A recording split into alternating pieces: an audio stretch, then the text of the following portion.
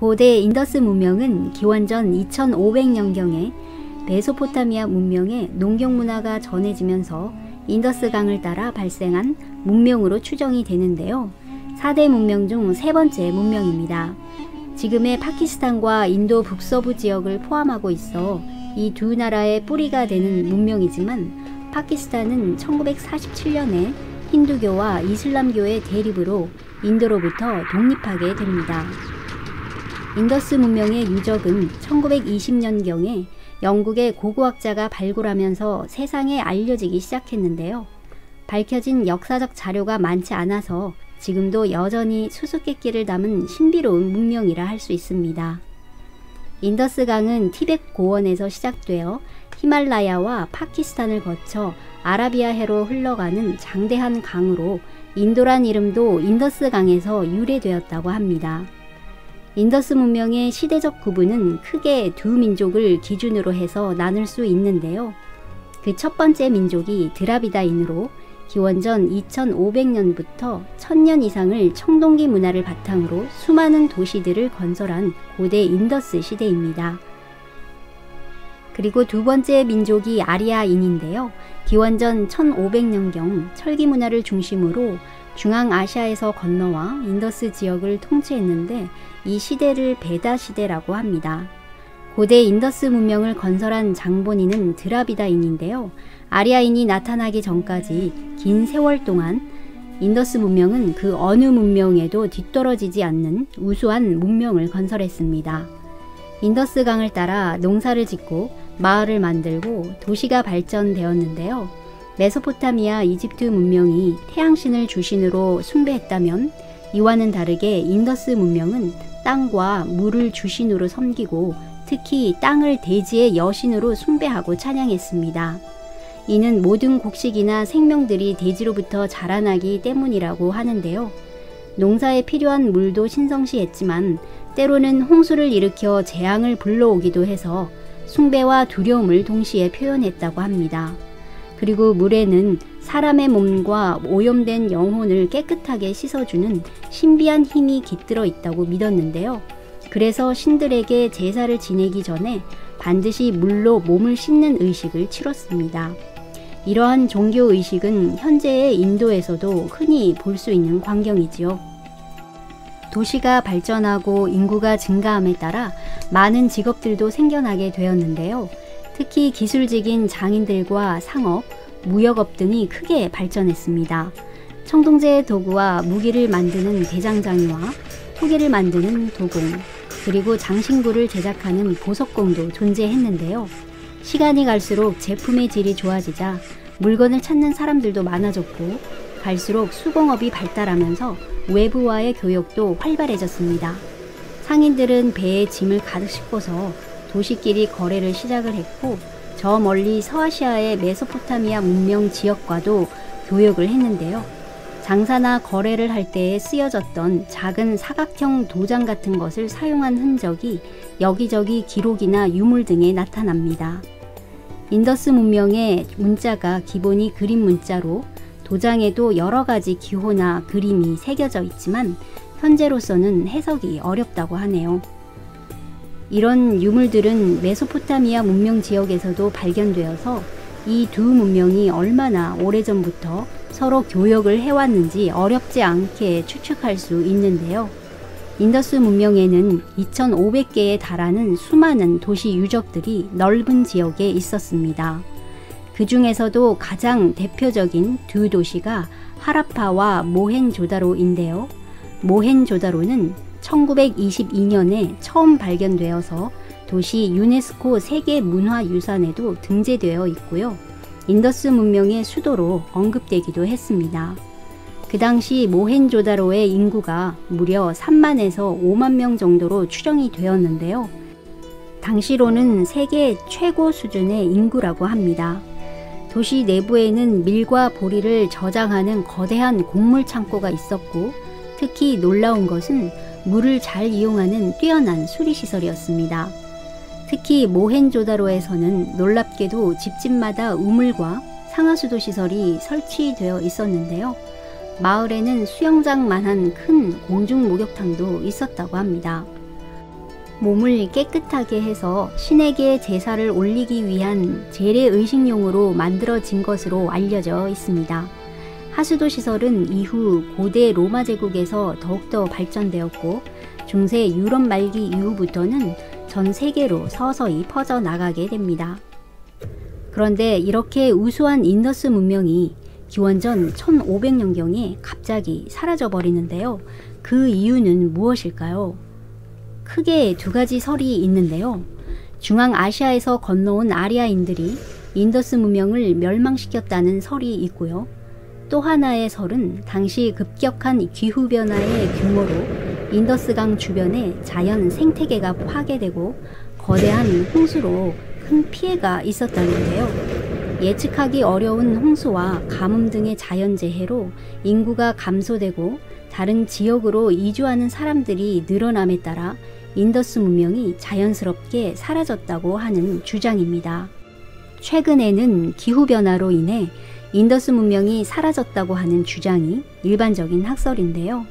드라비다인의 고대 인더스 문명은 1000년 이상이나 지속되었지만 무슨 언어를 사용했는지, 또 왕국이나 왕조는 존재했는지, 누가 어떤 방식으로 거대한 도시들을 오랜 기간 다스렸는지는 역사적인 기록을 찾기가 어려워 너무나도 많은 베일에 가려진 문명입니다. 인더스 문명이 사라진 후 기원전 1500년부터 기원전 500년에 걸쳐 중앙아시아에서 유목 생활을 하던 아리아인들이 철제 무기와 차크라라고 하는 강력한 전차를 타고 건너와 인더스 지역을 힘으로 정복하게 됩니다. 소수의 아리아인은 다수의 드라비다인과 다양한 원주민을 효율적으로 지배하기 위해서 엄격한 신분제인 카스트 제도와 브라만교를 만들어서 더욱더 지배력을 강화시키는데요. 이 시기를 브라만교의 경전 이름을 따서 이른바 베다 시대라고 부릅니다. 엄격한 신분제인 카스트 제도. 일반적으로는 피부색으로 신분을 구분했는데요. 아리아인은 원래 11개 백인이고 드라비다인과 지역 원주민들은 유색 원주민들이라 쉽게 구별되었다고 합니다. 카스트 제도를 살펴보면 4개의 계급으로 나눠지는데요. 최상위 계급인 사제 계급 브라만이고 두 번째가 크샤트리아 계급인 왕족과 귀족, 군인들입니다. 신기하게도 왕과 귀족보다 사제가 더 계급이 높은데요. 그만큼 브라만교의 힘이 강력하다라는 것을 간접적으로 느낄 수 있는 부분입니다. 브라만과 크샤트리아 이 두 계급이 아리안계의 지배 계급이고 세 번째 계급이 바이샤라고 해서 일반적으로 평민이라 불리는 계급인데요. 주로 장사를 하고 물건을 만드는 사람들이었습니다. 마지막으로 수드라라고 하는 노예 계급이 있는데요. 힘든 육체 노동이나 농사와 같은 일에 종사하는 피지배층입니다. 그런데 카스트 제도에는 위에 4개의 계급 외에도 찬달라라고 불리는 최하위 계층의 불가촉 천민이 있는데요. 찬달라는 닿으면 안 되는 미천한 것이다 라는 뜻으로 이들은 존재 자체를 부정당했기 때문에 다른 계급의 사람들과 한 공간에 살 수도 없었고 만약 다른 계급과 접촉하면 죽음을 면치 못했다고 합니다. 현재로선 상상하기 어려운 신분제도인데요. 더욱더 놀라운 건 이렇게 나뉘어진 계급은 자자손손 대대로 영원히 바뀌지 않고 직업 또한 엄격히 대물림된다고 하는데요. 오늘날의 인도에서도 카스트 제도는 폐지되었다고 하지만 다소 변형되고 완화된 형태로 그 잔재가 여전히 남아있는 지역도 있습니다. 카스트 제도는 브라만교를 바탕으로 만들어졌는데요. 브라만교는 특정한 신을 믿는다기보다는 우주의 절대적인 진리를 추구하며 아리아인들의 전통적인 생활 방식이나 철학과 제사 등을 가르치는 지침서와도 같은 종교였습니다.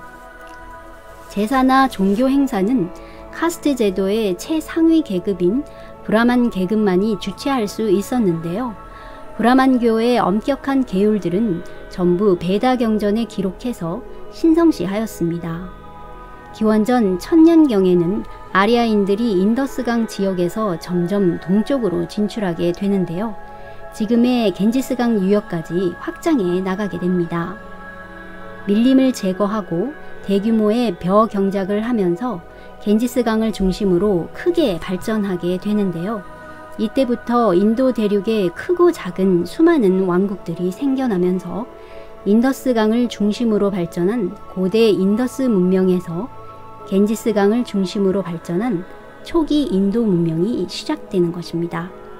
정복 지역이 계속 확대되고 피지배층이 늘어남에 따라서 엄격하고 불공평한 카스트 제도와 브라만교에 반발하는 바이샤, 수두라, 찬달라 같은 피지배층의 불만의 목소리가 점점 커져갔는데요. 기원전 5세기경에 평등을 외치면서 나타난 종교가 바로 자이나교와 불교입니다.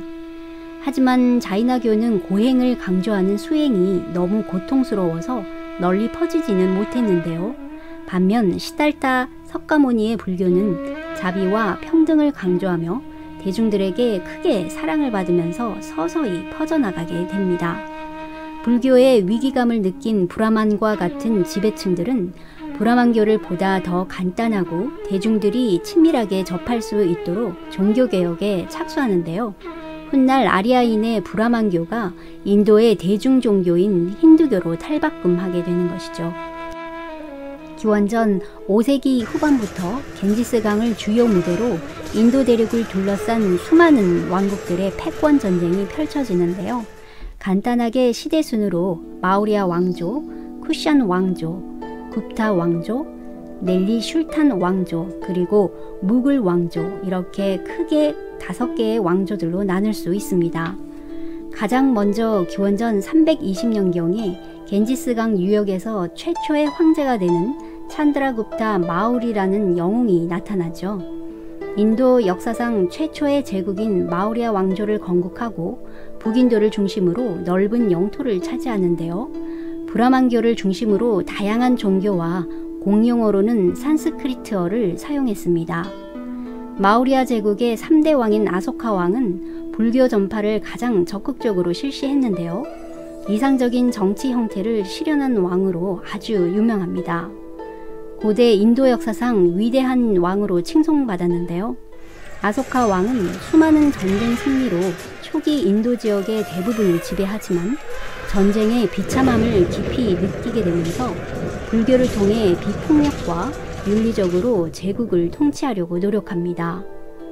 곳곳에 절을 세우고 불교를 장려했는데요. 후에 불교에 귀의하고 죽어서는 아라한의 자리에 올라가면서 많은 백성들에게 사랑과 존경을 받았다고 합니다. 그런데 아소카 왕이 죽은 후에 마우리아 제국은 급속히 쇠퇴해져 가는데요. 결국 네부발란 등으로 135년 정도의 짧은 왕조로 막을 내리게 되면서 북인도 지역은 또다시 작은 왕국들로 분할되게 됩니다. 두 번째로 크게 세력을 떨치는 왕국이 이슬람계 쿠샨 왕조입니다. 서기 30년부터 375년까지 약 345년 가까이 지속이 되었는데요. 쿠샨 왕국은 중앙아시아의 이란계 민족으로 5대 카니슈카 왕이 전성시대입니다. 중앙아시아 지역과 인도 북서부 일부 지역에 걸쳐서 동서양을 잇는 중개무역으로 크게 번성한 나라인데요. 특히 그리스 문명인 헬레니즘 사상이 인도에 들어오면서 초기 인도 문명의 불교 전파에 큰 영향을 끼치게 됩니다. 당시 초기의 인도 불교는 개인의 해탈과 수행 위주의 상좌부 불교로 다른 말로 소승 불교라고도 불리우는데요. 이후에 헬레니즘의 인간을 중요시 생각하는 사상과 조각 문화 등이 들어오면서 부처님 모습을 한 수많은 불상들이 만들어졌습니다. 불교는 더욱더 알기 쉬워지고 백성들에게 친밀하게 다가간 것인데요. 개인의 해탈과 열반을 중요시했던 초기 불교에서 극락과 구원을 얻을 수 있다는 대승불교 사상이 탄생하게 됩니다. 대승불교는 엄청난 영향력을 발휘하면서 인도 주변 지역뿐만 아니라 동아시아의 한국, 중국, 일본 등 수많은 나라들로 퍼져나가게 되는데요. 쿠샨 왕조의 역할이 대단히 컸다고 합니다. 이후에 쿠샨 왕조는 중앙아시아의 새로운 강자인 사산 페르시아와의 전쟁에서 크게 패한 뒤에 급속도로 쇠약해지는데요. 결국 북인도에서 일어난 굽타 왕국에게 서서히 흡수당해 멸망하게 됩니다.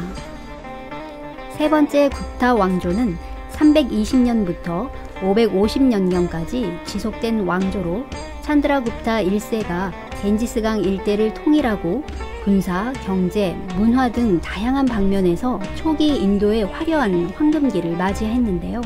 정치가 안정이 되고 경제가 넉넉해지면서 학자들과 예술가들을 보호했는데요. 이들에 대한 후원도 적극적으로 이루어지게 되고 이 과정에서 산스크리트어와 문화에 대한 관심도 높아지게 됩니다. 문학과 예술, 자연과학에서도 큰 성과를 거두는데요. 특히 수학이 눈부시게 발전했습니다. 불교에서는 영을 실체가 없는 공으로 표현이 되는데요. 이러한 불교 개념을 인도 수학에 접목시켜서 탄생하게 된 언어가 숫자 0의 탄생입니다. 이런 0의 개념은 훗날 아라비아 숫자와 만나면서 오늘날의 숫자 개념이 만들어졌고 인류 수학 발전에 큰 기여를 하게 되지요.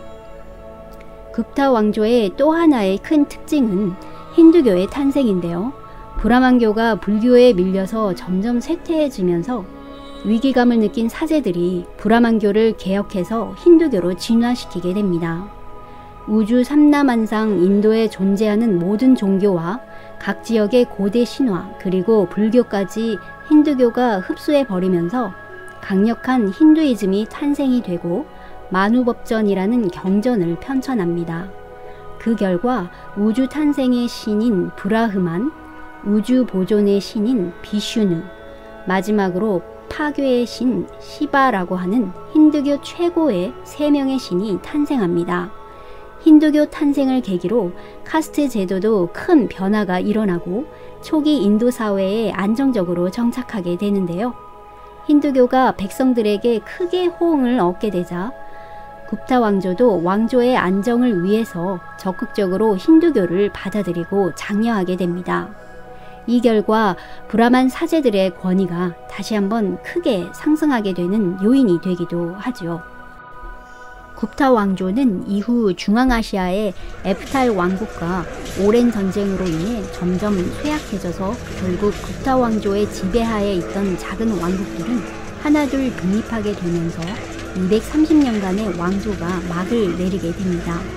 이 시기에 중앙아시아에서는 강력한 이슬람 제국이 동서양을 넘나들면서 빠른 영토 확장을 하고 있는 시기였는데요. 인도 지역에도 이슬람 제국이 침입해 오면서 인도 북서부 델리 지역에 이슬람 왕조가 들어서게 됩니다. 서기 1206년에서 1526년에 들어선 델리 술탄 왕조. 술탄이란 말은 이슬람의 왕을 의미하는데요. 델리 술탄 왕조의 역사는 하나의 왕조로 이어진 역사가 아니라 델리 지역에 생겨난 많은 이슬람 왕조들을 통틀어 가리키는 말입니다. 술탄 왕조들의 큰 특징은 바로 관용 정책을 펼쳐서 종교의 자유를 보장해 주었다는 점인데요. 이 정책은 차별받고 괴로워하는 수많은 피지배층 사람들이 평등을 강조하는 이슬람교로 대종하려는 큰 변화가 일어나게 되는 원인이 되었습니다.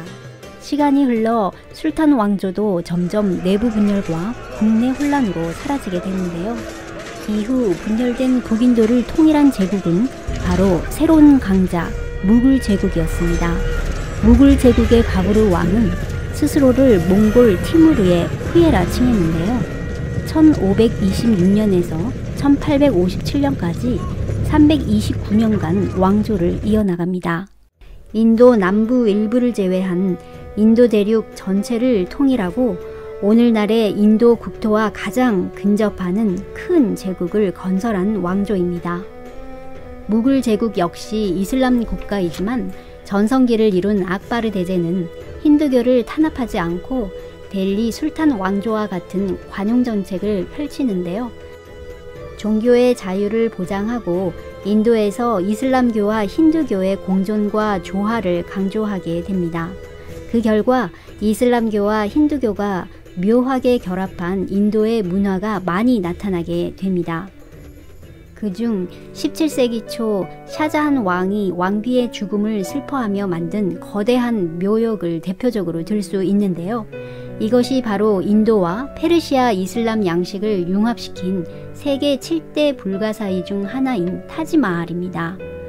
이슬람 건축 양식이지만 내부 구조는 힌두교의 장식 무늬로 새겨진 타지마할은 무굴 제국의 가장 훌륭한 건축물로 알려져 있는데요.